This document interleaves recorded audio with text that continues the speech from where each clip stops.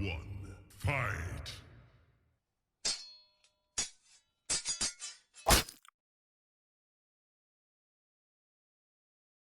Ao longo da história, o duelo de uma pessoa contra outra foi um recurso muito comum, usado para resolver disputas entre as duas pessoas. Na Europa, esse tipo de prática vem de uma época muito antiga, que foi evoluindo com o passar dos séculos, ganhando novas características, regras e até mesmo armas específicas. A prática ela começou ali entre os aristocratas, mas logo foi incorporada ali nas classes mais baixas e se tornou praticamente uma febre ali, se espalhando por toda a Europa. A coisa desandou um pouco, as pessoas passaram a duelar por motivos muito fúteis e o duelo ele foi proibido em quase todos os países.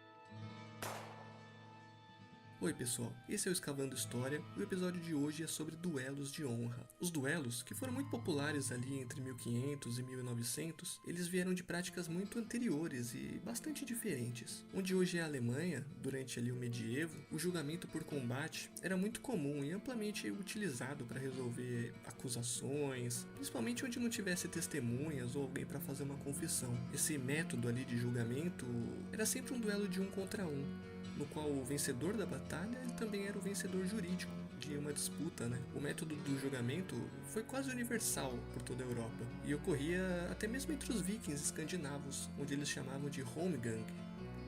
Nessa época, as batalhas envolviam não só a habilidade pura ali de duelo dos dois envolvidos, mas também o seu poder aquisitivo, porque os duelistas usavam suas próprias armas e armaduras, ou seja, quem tinha equipamentos melhores tinha uma grande vantagem. Essa prática foi evoluindo e se tornou o duelo de honra ali no Renascimento. Os duelos começaram a se popularizar ali na Europa, praticamente na parte mais ao sul, ali na região da Itália. E logo se espalhou pela França, por onde é a Alemanha e pegou todo o resto do continente. Em pouco tempo chegou nos Estados Unidos, na América do Sul, na América Central, onde ele também foi muito popular. Resumidamente, o duelo ele ocorria num ambiente particular, tinha poucos espectadores e contava com a ajuda dos secundos, que eram pessoas de confiança ali dos duelistas que iam tratar ali do preparativo do duelo, tornando o embate ali mais justo para os dois lados. Esses duelos eram geralmente regidos ali por uma espécie de um código de conduta que era bastante rigoroso, tinha regras bem estabelecidas e isso pouco a pouco foi diminuindo as mortes que ocorriam nessas disputas. Em um duelo, por incrível que pareça, o perdedor ele normalmente não era considerado um errado na disputa. Na realidade, nesses duelos de honra depois do Renascimento, o que ocorria é que o resultado muitas vezes era praticamente irrelevante e acontecia muito dos dois duelistas se reconciliarem depois da disputa ou até se tornarem grandes amigos. O mais importante num duelo é que os dois duelistas eles tiveram a coragem de colocar a própria vida em disputa para defender a própria honra. As armas usadas, principalmente quando os duelos se espalharam pela Europa, eram usando rapieira e adaga. A rapieira é essa espada reta, pesada, inflexível, e a adaga era usada para se defender, desviando dos golpes dos inimigos. Algumas vezes os duelistas usavam capas, broquéis, que são esses escudos pequenos, né? Mas logo todos os equipamentos defensivos eles foram banidos dos duelos para que deixassem eles mais justos. Com o tempo, a rapieira foi substituída pela hipe e ficou mais leve e mais flexível, tornou os duelos muito mais rápidos e mais parecidos com a esgrima esportiva que a gente tem hoje em dia. No século XVII e no século XVIII, os duelos passaram a ser feitos com o sabre, que tornou as disputas menos letais, só que muito mais cortantes. E finalmente, no século XIX, os duelos passaram a ser feitos com pistolas. Na maior parte das vezes, as pistolas eram especiais e eram feitas apenas para os duelos e tinham apenas uma ou duas balas. Os duelos eles podiam ocorrer pelos mais diversos motivos, né? Desde ofensas triviais, tropeçar em alguém importante, por exemplo,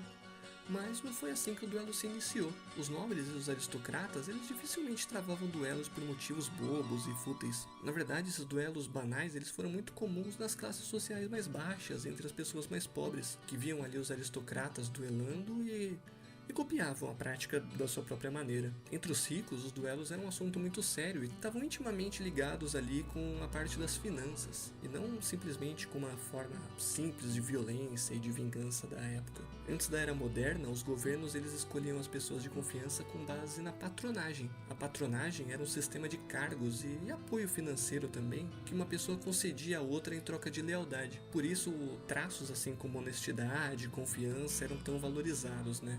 Nesse caso, é possível imaginar que um patrono confiaria ceder ali um cargo só para alguém que ele confiasse muito, já que não tinha prova, exame, teste, né, nem nada parecido para ter certeza da capacidade de alguém.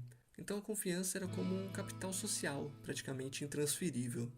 A gente tem também que levar em consideração que os aristocratas eram muito poucos ali na época e todos meio que se conheciam, né? Nem que fosse só de nome. Trabalhavam nos mesmos lugares, frequentavam, né, as mesmas tavernas e logo quando alguém tinha a sua honra suja, rapidamente todo mundo ali em volta ia saber, né? A honra ela podia ser suja de várias maneiras. Os aristocratas, se eles fossem chamados de mentirosos por outros aristocratas, eles então deveriam, né, em teoria, colocar sua vida em risco em nome da honra, para provar que sua palavra é mais forte até mesmo que o próprio apego à vida. No caso de quem insultou, podia retirar o insulto, mas isso também poderia acarretar ali na perda da própria honra. Uma pessoa mentirosa que não colocava a vida em risco pela sua palavra podia perder clientes, podia ter dificuldade em conseguir um empréstimo e em alguns casos acabava até sendo expulso ali de círculos sociais. Dessa forma, os patronos estavam sempre de olho ali se um nobre era ofendido ou recusava um duelo. O duelo ele funcionava como uma espécie de filtro de nomeações para ganhar direitos e dinheiro também.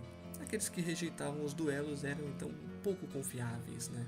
Conforme o tempo foi passando e as pessoas passaram a observar o duelo ali como uma coisa de nobre, né? Principalmente pelo fato de ser praticado pela aristocracia, os temas dos duelos foram ficando cada vez mais triviais. Quando a gente analisa, por exemplo, os casos dos duelos na Alemanha, uma grande parte dos duelos passaram a acontecer pelos motivos mais banais. Grosserias, xingamentos, um esbarrão, alguém que derrubou o chapéu do outro. E com essa crescente dos duelos por toda a Europa, escolas de esgrima passaram a surgir ali por todos os lados e criaram verdadeiros clubes para esses matadores treinarem, né? Os habilidosos com espada, com melhores equipamentos e treinamento, rapidamente ali passaram a usar o duelo como uma forma de matar as pessoas que eles não gostavam. Dessa forma, primeiro eles ofendiam, depois chamavam para um duelo, e no duelo matavam a pessoa. Já no caso dos nobres, se um esgrimista, um atirador ali era mais habilidoso que os outros e fosse o vencedor de muitos duelos, isso era inútil, porque não determinava se a pessoa era confiável ou não. Afinal, ela não estava ali arriscando a vida pela verdade, né? Se o resultado do duelo então era irrelevante, os participantes precisavam de um duelo que tivesse resultados aleatórios. E para isso foi criado o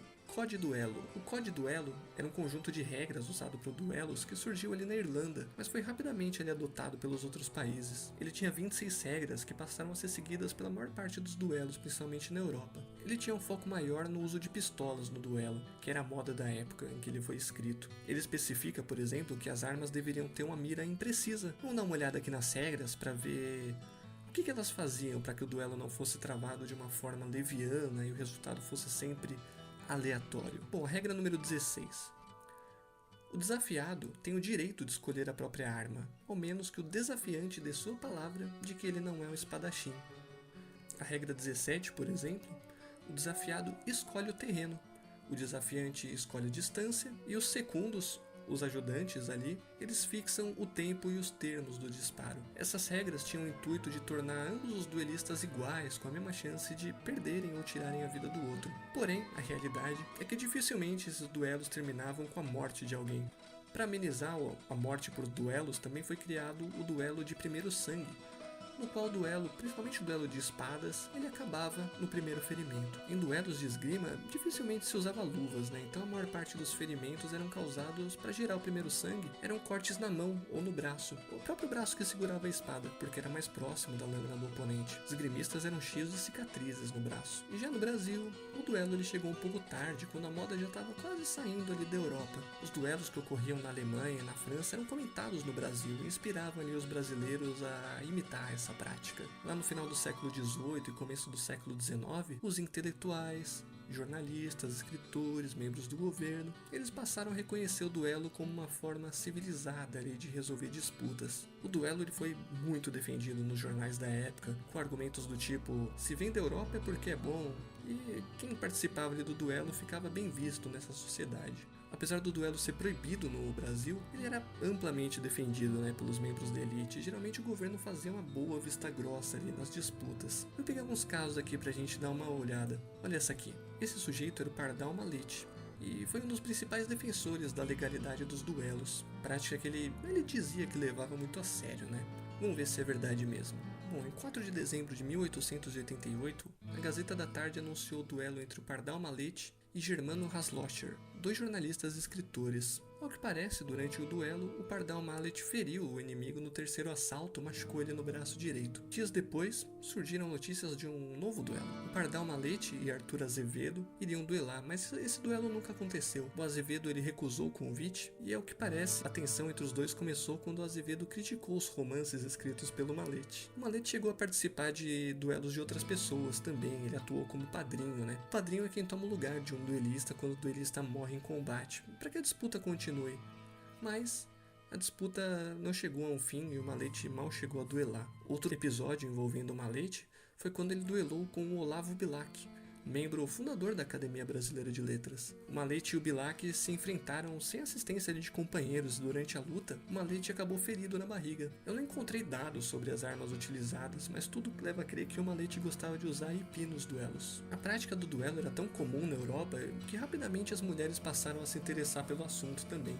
Uma dessas mulheres foi a Julie de Aubigny, não sei falar isso, que também era conhecida como Mademoiselle Maupin.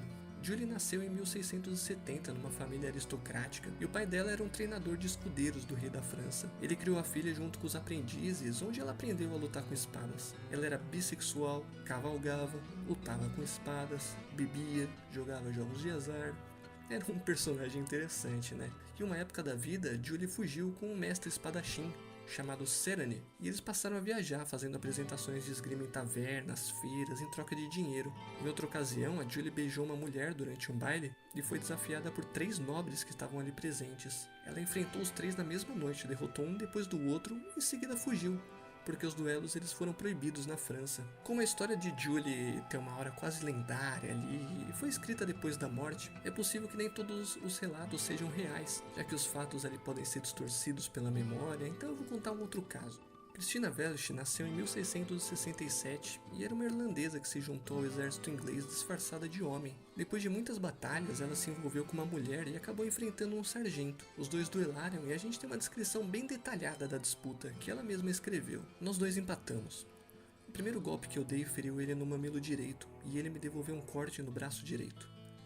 Antes que ele pudesse se recuperar, eu dei um golpe na coxa direita dele. Ele tentou me acertar na altura do peito, mas acertou meu braço direito.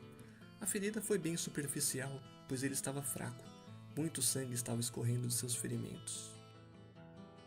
Os duelos pela honra passaram por várias transformações com o passar dos séculos. Esses confrontos, que começaram como uma resolução para problemas judiciais, logo se transformaram entre os aristocratas. Eles usaram isso, claro, para ganhar dinheiro e cargos. A prática do duelo se transformou, e virou apenas uma tática formal de assassinato com o tempo, tendo os motivos mais bobos para acontecer, tendo em vista ali que o governo dificilmente dava qualquer tipo de punição para quem tinha matado outra pessoa em um duelo, o duelo virou uma desculpa para matar quem a gente não gostava. A gente aqui na América do Sul ainda vê resquícios dessa prática violenta, porque o Uruguai, por exemplo, só proibiu os duelos em 1992. E aí, gostou do vídeo? Aperta aí o botão de like, se inscreve para mais, ativa o sininho, deixa um comentário. Até a próxima!